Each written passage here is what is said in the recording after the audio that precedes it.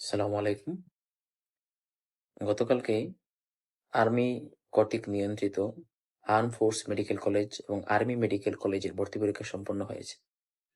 তোমরা যারা ভর্তি পরীক্ষা দিয়েছো তাদের মনে অনেক জল্পনা কল্পনা এখন ঘুরপাক খাচ্ছে। এই ভর্তি পরীক্ষায় কাটমার্ক কত আসতে পারে, কত পেলে আমি এখানে একটা সিট কনফার্ম করতে পারবো। আর্ম ফোর্স মেডিকেল কলেজ এবং আর্মি মেডিকেল কলেজের বেসিক কিছু পার্থক্য প্রথমে বুঝতে হবে। আর্ম ফোর্স মেডিকেল কলেজ এবং আর্মি মেডিকেল কলেজ দুটোই আর্মি কর্তৃক নিয়ন্ত্রিত।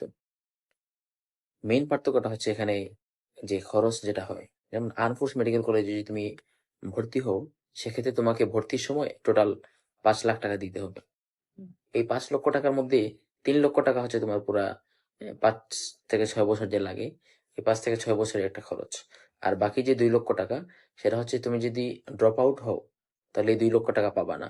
আর যদি তুমি ড্রপ আউট না হও, সেক্ষেত্রে তোমাকে এই ২ লক্ষ টাকা আবার শেষ করার পর তারা ব্যাক দিবে। টোটাল ৩ লক্ষ টাকা লাগবে আর কি, যদি তুমি ড্রপ আউট না হও। কিন্তু আর্মি মেডিকেল কলেজে অনেক টাকা লাগে, ৩০ থেকে ৩৫ লক্ষ টাকা।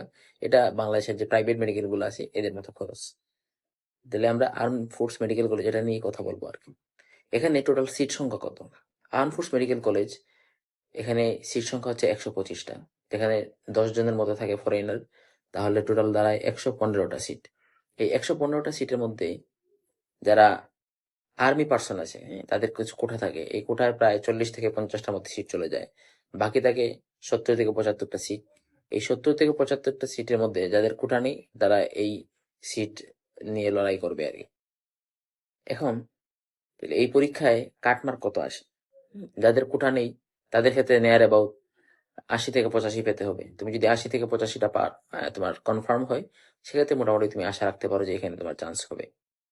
আর যাদের কোঠা আছে তারা ৭৫ প্লাস এর আশেপাশে পাইলে মোটামুটি আশা করা যায় এখানে চান্স পাবে।